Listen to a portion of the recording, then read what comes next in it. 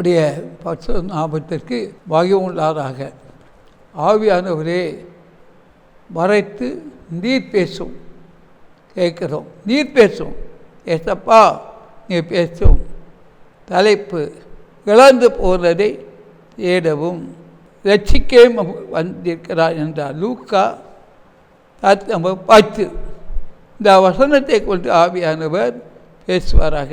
லூக்கா சேஷம் 10. இழந்து போனதை தேடவும் ரட்சிக்கவும் மனுஷமாக உழைத்து வந்தார். இழந்து போன ஆசீர்வாதங்களை நமக்கு கொடுக்கும்படியாக இயேசு பிறந்திருக்கார். எந்தெந்த ஆசீர்வாதத்தை நமக்கு அவர் கொடுக்க வேண்டுமோ கொடுக்க முடியும் வந்திருக்கார். தான் இழந்து போன தேடவும் ரட்சிக்கவும் வந்தார் என்றால் இழந்து போன ஆசீர்வாதம். அந்த யாரெல்லாம் எந்தெந்த ஆசீர்வாதத்தை நீங்கள் பிறந்ததிலிருந்து இழந்து இது கிடைக்குமா இல்லை கிடைக்காதா என்று கவலையோடும் கண்ணீரோடும் பாரத்தோடும் மனவேற்றோடும் துன்பத்தோடும் இருக்கக்கூடிய அருமையான சகோதரிகளே, இழந்து போன தேடவும் ரட்சிக்கவும் உழைத்து வந்தார். இழந்து போன ஆசீர்வாதத்தை இழந்து இருக்கிறீர்களோ அதை பெற்றுக்கொள்ளும்படியாகத்தான் ஆவியானவர் உங்களோடு பேசுகிற. எந்தெந்த ஆசீர்வாதத்தை இழந்து இருக்கீர்களோ அது வீட்டையா இல்லை நிலத்தையா இல்லை ஆண்டவர் உழைத்த பொருட்களா இழந்து போனதை கொடுக்கும்படி தான் அது அன்னையுடைய படிப்பு இழந்து போனதை கூட திரும்ப கொடுக்கிறவா இருக்கிறார் என்பதை அறியாமல் இருக்க வேண்டாம். கர்த்தர் ஸ்தோத்திரம். ஆதியாகமம் 26வது அதிகாரத்திலே இங்கே பார்க்கும்போது ஆதியாகமம் 26வது அதிகாரத்திலே ஆண்டவருடைய வசனம் சொல்லுது.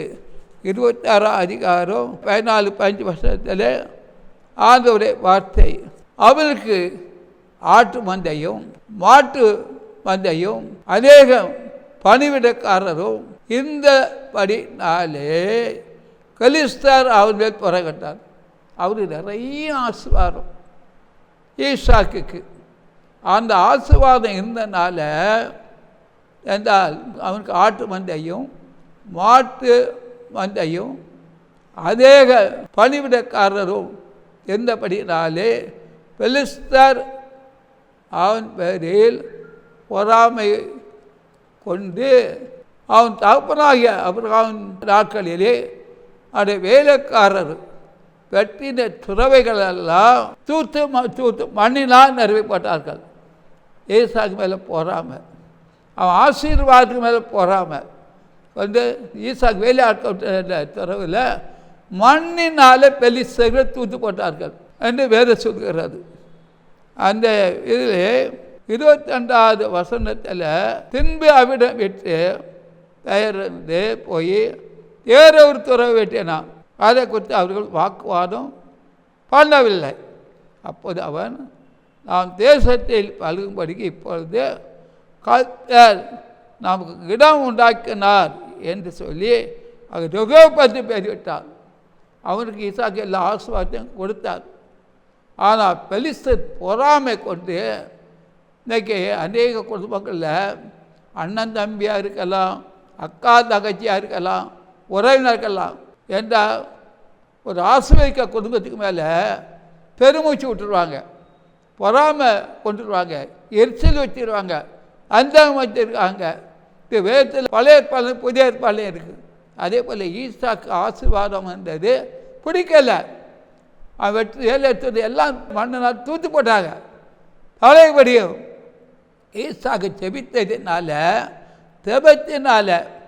மண்ணினால் தூக்கப்பட்ட அந்த துறவை பழையபடி பின்பு ஆட விட்டு பெயர்ந்து போய் வேறொரு துறவை வெட்டினான்.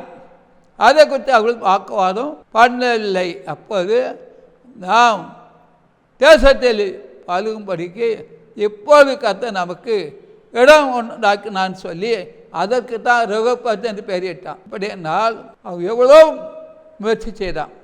ஈசாக்கு வேலை காலத்து துறை விட்டு தண்ணீர் பெருக்கணும், நீர் விட்டு காணணும், செழிப்பாக இருக்கணும், சந்தோஷமாக இருக்கணும்.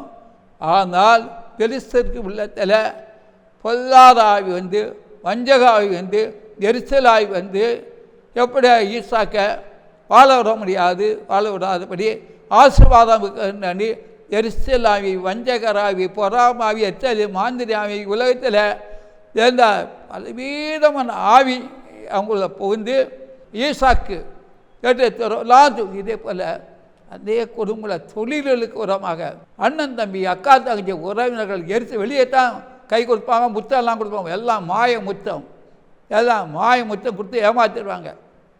இதுக்கு அவங்க அடிமைப்படுறாங்க.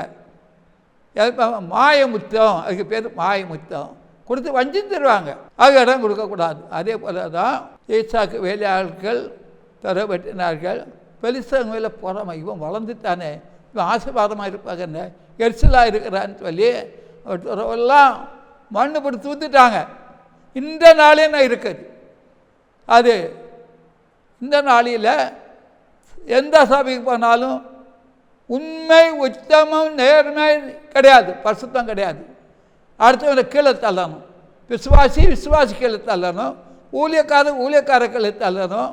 இதான் இப்போ நடக்குது. இல்லைன்னு சொல்ல முடியாது. எனக்கு ஜெபிக்க வரக்கூடிய அநேக ஆத்மாக்களை குறித்து எனக்கு தெரியும். ஆனாலும் உங்கள் மத்தியில் நான் பகிர்ந்து கொடுக்குறேன். அருமையாக ஜெபித்தனமை. ஆனாலும் ஈசாக்கு இப்படி தூத்த உடனே அவர் என்ன செய்ப்பார்? ஈசாக்கே இரவும் பகலும் இந்த வானத்தையும் பூமியும் காற்றையும் கடலையும் சர்வ சிருஷ்டிகளையும் உருவாக்கல தேவனை நோக்கி தேவம் பண்ணியிருப்பார். அதுக்கு பிறகுதான் மறுபடியும் அந்த வாக்குவாதம் பண்ணார்களே, அந்த வாக்குவாதம் பண்ணவில்லை. அவன் ஜெபத்தையும் பார்க்கவில்லை. அப்போது தான் வேற ஒரு துறை வெட்டினார்கள்.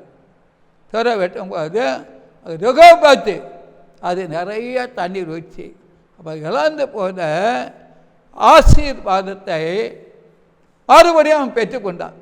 இழந்து போன ஆசீர்வாதத்தை பெலிஸ்தர்கள் ஆசீர்வாதத்தை இழந்து போகிறதுக்கு ஈசாக்கு காரணமாக இருந்தாங்க. அவர்கிட்ட இருந்த பொல்லாதாவி, அசுத்தாவி, விக்கிரக்கொல்லாவி, மாந்தினி ஆவி, சூழ்ச்சின் ஆவி எந்த சிலவங்க அடுத்து அவங்களும் வாழ மாட்டாங்க, அடுத்தவங்க வாழ விட மாட்டாங்க. இது உலகம் முழுவதும் இருக்குது, 7 கண்டத்துலையும் இருக்குது. அப்படி ஆனாலும் ஈசாக்கு ஜெபிக்கிறவனாக இருந்தபடியால், ஜெப வீரனாக இருந்தபடியால், அபிரகாமுடைய சந்ததியாக இருந்தபடியால் மறுபடியும் அவனுக்கு துறவை என்றால் வெட்டினார்கள். அது நீரூற்றாய் பெருகி வைந்தது. அதுபோல் இழந்து போன ஆசீர்வாதத்தை ஏற்றுக்கொண்டார். அதுதான் ருகோபத் என்று பெயரிட்டார்கள். ருகோபோத் என்று பெயரிட்டார்கள். நிறைய ஆசீர்வாதம், நிறைய தண்ணீர் என்றால் பெருகிச்சு. ஆட்டு மந்தை பெருகிச்சு, மாட்டு மந்தை பெருகிச்சு, எல்லாம் மந்தை பெருகி அவன் ஆசீர்வாதத்தை கேட்டுக்கொண்டான் என்று வேதம் சொல்கிறது. அடுத்த வசனத்தை பார்க்கும்போதுங்க ஆதியாகமத்தில் 18வது அதிகாரத்தில் 11 14 வரை பார்க்கும்போது ஆபிரகாம் சாராளும் வயது சென்று இருந்தார்கள். சோத்திரம். யோபு 42:12 பார்க்கும்போது ஆண்டோடைய வார்த்தை சொல்லப்பட்டிருக்கு. 42:12 கர்த்தர் யோபின் முல்லை பார்க்கலும் அவர் பின்னிலைமையை ஆசீர்வதித்தார். இழந்து போனதை தேடவும் தெச்சிக்கவும் உலகத்து வந்தார்.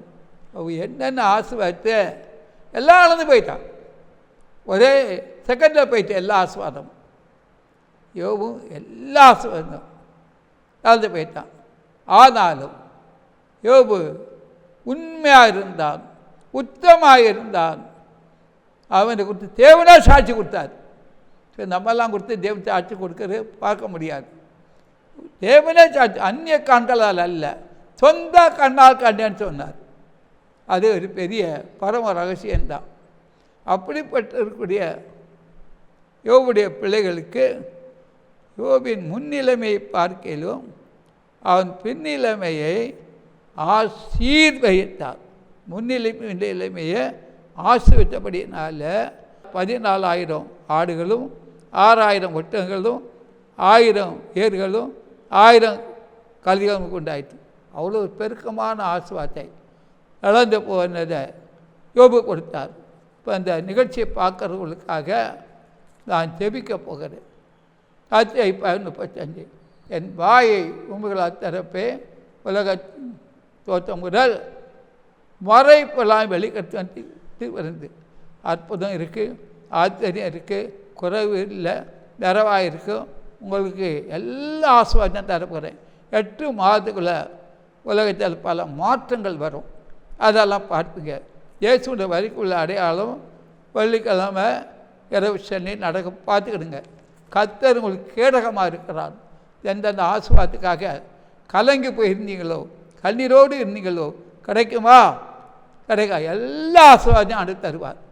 நீங்கள் மலம் திரும்பும் போது, லட்சுமியை பெற்றுக்கொள்ளும் போது, பரிசுத்தால் நிரப்பும் பொழுது, ஞானஸ்நானம் போது, பரிசுத்தமாக இருக்கும்போது, கர்த்தருடைய வார்த்தைகள் போது எல்லா ஆசீர்வாதமும் தேடி வரும். ஆண்டவர்களை ஆசீர்வதிப்பார். அவருடைய ஆசீர்வாதத்தை பெற்று சந்தோஷமாக இருப்பீங்க. 1ஆம் மாதத்துக்குள்ளே உலகத்தில் சில காரியங்கள்லாம் நடக்கும். அதையும் பார்ப்பீங்க. என் ஜீவனை கொண்டு சொல்லுகிறேன், இந்த வருஷம் எப்படி, அடுத்த வருஷம் எப்படி தெரியாது. எல்லா நாட்களும் கர்த்தருடைய கருத்து இருக்கிறது. ஒதுக்கும் குறை இருக்காது, நிறைவாக இருக்கும். தேமாக முடிவு உண்டு. நம்பிக்கை வீண் போகாது. சாத்தானை சாத்தான் துரத்த முடியாது. விக்கிரத்தை துரத்த முடியாது. அற்புதம் நடக்கும், ஆச்சரியம் நடக்கும். இனி நன்மை தான் இருக்கும், தீமை இருக்காது. ஒரே அற்புதம் இல்லை, பல அற்புதங்கள் நடக்கும்.